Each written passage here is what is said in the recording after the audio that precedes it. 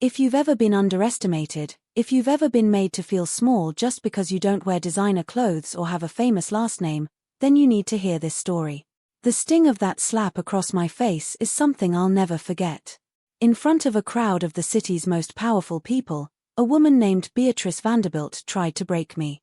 She made me feel like nothing more than the flower on my apron. But what she didn't know, what none of them knew, was that the quiet, deep voice that suddenly cut through the shocked silence belonged to my husband. And he wasn't just any man. They had no idea who they were dealing with, and their perfectly curated world was about to come crashing down around them. My name is Ilara, and I'm a baker. That's not a glamorous title, is it? It doesn't command respect in the circles Beatrice Vanderbilt moved in. To them, I was just the girl who ran the Humble Crumb, a small, cozy bakery on a cobblestone side street, far from their high-rise penthouses. But I loved it. I loved the smell of yeast in the morning, the warmth of the ovens, the simple joy on a customer's face when they took a bite of a fresh croissant. My life was simple, and I liked it that way. It was a stark contrast to the world my husband, Marco, moved in. I knew who he was when I met him. Marco Costello. The name was whispered in certain circles, a name that carried the weight of history, of power, of fear. But I didn't fall in love with the reputation. I fell in love with the man who would come into my bakery late at night, his shoulders heavy with the world, and find peace in a simple cup of coffee and a warm pastry. He never brought his world into mine, and I never asked him to. Our love was our sanctuary, a quiet place away from the noise. He was often away on business, and I never pried. I trusted him. I just wanted a normal life, a life where my biggest worry was whether my sourdough starter was active enough. That all changed because of the annual Starbright Charity Gala. It was the social event of the year, a night where the city's elite gathered to pat themselves on the back for their generosity. This year, the chairwoman was Beatrice Vanderbilt, wife of a real estate tycoon and a woman who wore her arrogance like a diamond necklace. Beatrice, in a transparent attempt to appear down-to-earth for a magazine feature, decided she wanted a local artisan to provide the desserts. My little bakery, the Humble Crumb, was chosen. I should have been thrilled, but from our very first meeting, a knot of dread formed in my stomach. She swept into my bakery, her perfume so strong it overpowered the scent of cinnamon and sugar. She didn't look at my creations, she looked through them. "Quaint," she said, the word dripping with condescension. "This will do for the story, I suppose." A little charity case for the gala. She treated me not as a professional, but as a project. She dismissed my portfolio of intricate cake designs, waving a perfectly manicured hand. "No, darling. I have a vision. It needs to be grand. Elegant. Something you probably wouldn't understand over the next few weeks." She became a constant, unwelcome presence. She would call at all hours, changing her mind about flavors, colors, and designs. Each interaction was a masterclass in belittlement. "Are you sure you can handle a 6-tiered cake, Ilara? It requires a certain finesse." She would say things like that in front of her committee members, a flock of women who mirrored her disdainful smirks. I smiled, I nodded, I remained polite. I told myself it was for a good cause, and it was good exposure for my bakery. I poured my entire soul into that project. I barely slept, my hands were raw from kneading dough and piping delicate sugar flowers. I was determined to prove her wrong, to create something so beautiful and delicious that even she couldn't find fault with it. The final design was a cascade of white chocolate roses over 6 tiers of almond and raspberry cake, surrounded by an army of miniature pastries, swan-shaped cream puffs, gold-dusted macarons, and tiny fruit tarts that gleamed like jewels. It was the best work I had ever done. When the night of the gala arrived, I felt a tremor of anxiety but also a spark of pride. I loaded the precious cargo into my van with painstaking care. Marco had wanted to come with me, but I insisted he stay home and relax. "It's just a catering job, my love," I told him, kissing his cheek. "I can handle it." He had looked at me with those dark, intense eyes of his. "Call me if anyone gives you any trouble." Anyone? I had laughed it off. What trouble could there possibly be? I arrived at the Grand Majestic Hotel, a place of soaring ceilings and crystal chandeliers, through the service entrance, of course. I was in my work uniform, Simple black pants, a white chef's coat, and a flour-dusted apron. While the guests in their tuxedos and gowns swept through the main lobby, I was navigating the bustling, steamy corridors of the hotel's back of house. The ballroom was a sea of glittering opulence. Beatrice was holding court near the entrance, draped in a shimmering silver gown that probably cost more than my bakery's annual profit. Her eyes scanned the room, not with warmth, but with the critical gaze of a general inspecting her troops. When she saw me wheeling in the dessert cart, her perfectly painted smile tightened. Finally, she snapped, gliding over. "You're cutting it rather close, aren't you?"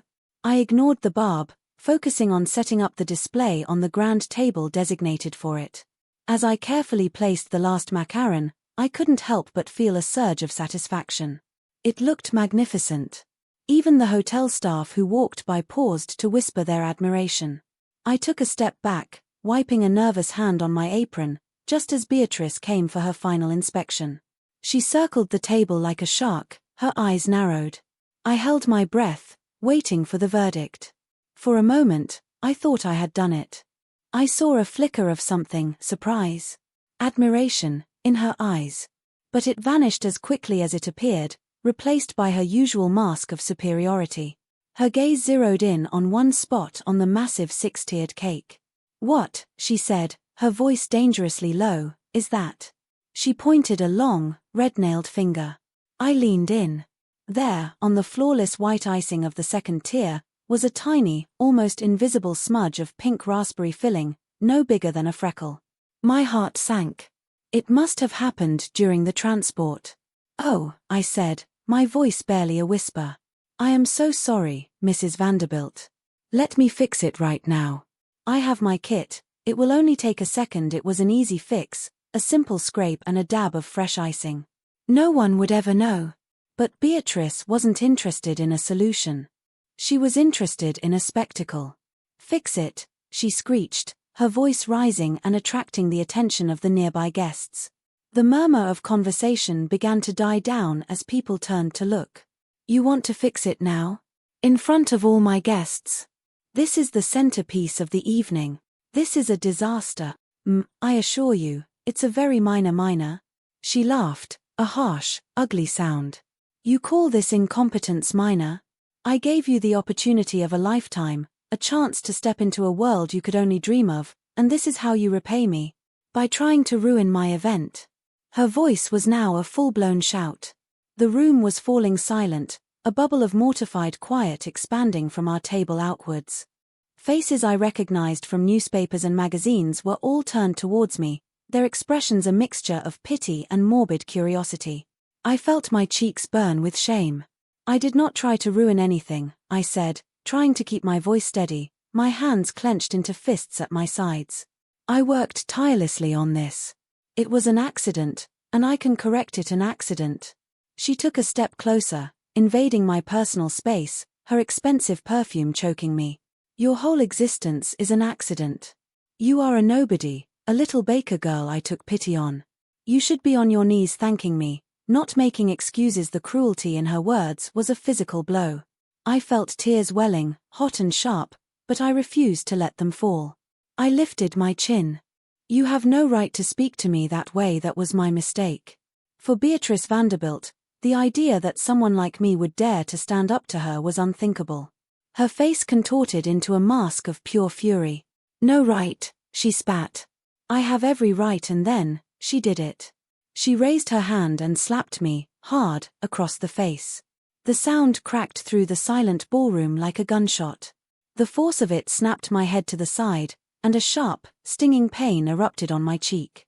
For a heartbeat, there was nothing but absolute, profound silence. The world seemed to stop. I could feel hundreds of pairs of eyes on me, on the red mark that was surely blooming on my skin. In that moment, I had never felt so small, so utterly humiliated. Beatrice stood there, breathing heavily, a triumphant, vicious gleam in her eyes. She had won. She had put the little baker girl back in her place. Then, a voice cut through the silence. A voice that was calm, deep, and laced with more menace than 1,000 shouts. It wasn't loud, but it carried to every corner of the vast room, silencing even the frantic beating of my own heart. "Touch my wife again." I turned my head, my eyes blurry with unshed tears. A figure was moving from the shadowed alcove at the back of the ballroom. He moved with an unhurried grace that was somehow more threatening than any sprint. He wore a perfectly tailored black suit, his dark hair impeccably styled. As he stepped into the light of the chandeliers, a collective gasp rippled through the crowd. I saw men who ran corporations suddenly look pale.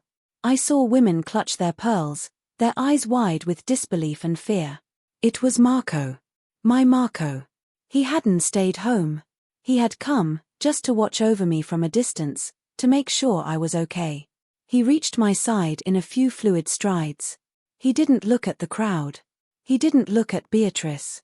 He looked only at me. His hand, so large and strong, came up to gently cup my cheek, his thumb stroking away a tear that had finally escaped. His eyes, usually so warm when they looked at me, were now as cold and hard as obsidian. Only then did he turn his gaze to Beatrice Vanderbilt. The full, terrifying weight of his presence fell upon her. She visibly shrank back, her triumphant expression melting into confusion and then dawning horror. Her husband, a portly man named Arthur Vanderbilt who considered himself a king of the city, was frozen in place, his face the color of chalk. He knew. He knew exactly who was standing in front of him. Marco's voice dropped even lower, a gravelly whisper that was somehow more terrifying than his previous command. "Touch my wife again," he repeated, "and you will find out what it truly means to lose everything. You will lose your home, your money, your name. You will have nothing left but the memory of this moment, the moment you made the biggest mistake of your life. Do you understand me?" Beatrice could only manage a pathetic, squeaking nod, her body trembling. She looked at me, then at Marco, and the puzzle pieces clicked together in her mind with an audible crash. This wasn't just some random thug. This was Marco Costello. And the little baker girl she had just humiliated was his wife. The whispers erupted like wildfire. "That's Costello. What is he doing here?" "His wife.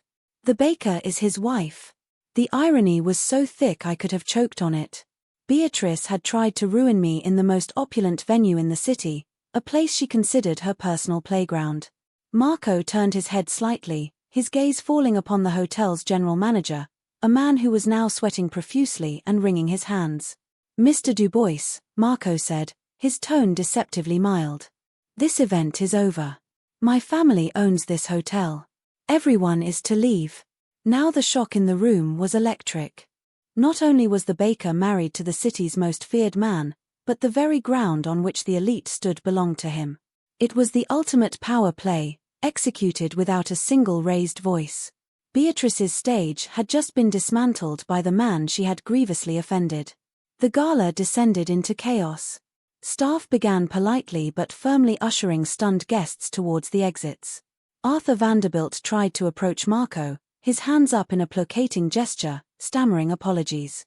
Marco didn't even grant him a glance. He simply wrapped a protective arm around my shoulders and began to lead me away from the wreckage of Beatrice's social triumph. He guided me through a private exit, away from the prying eyes, and into the cool night air where his sleek black car was waiting. The drive home was silent. I was still in shock, the sting on my cheek a dull throb, the scene replaying in my mind. When we got back to our house, he led me to the sofa and gently tended to my face with a soft cloth. "I'm sorry, Elara," he said, his voice thick with a regret that tore at my heart. "I'm so sorry. I should never have let you go alone.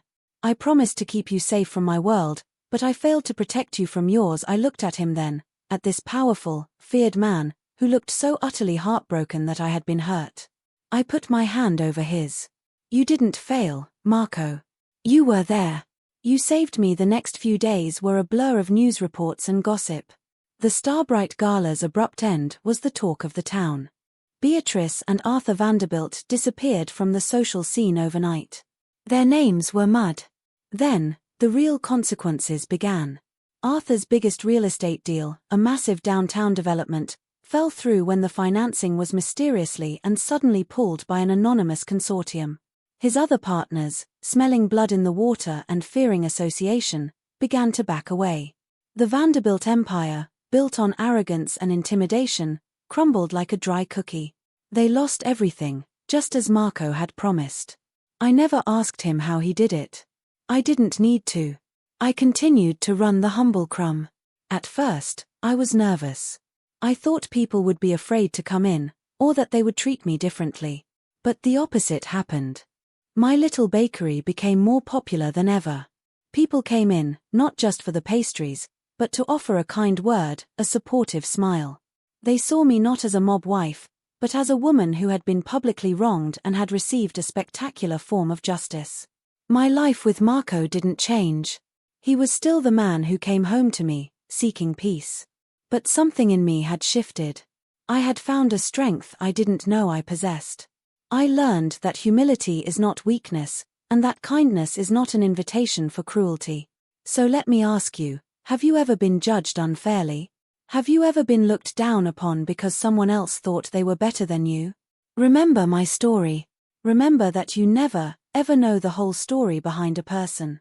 True strength isn't about wealth or status, it's about integrity, kindness, and the quiet dignity with which you live your life. And sometimes, just sometimes, karma has a way of serving up the most delicious desserts. Smash that like button if you believe that people eventually get what they deserve, and please, share your own story in the comments below. I'd love to read about a time you saw justice served. And don't forget to subscribe for more stories just like this one. You never know whose life you might change.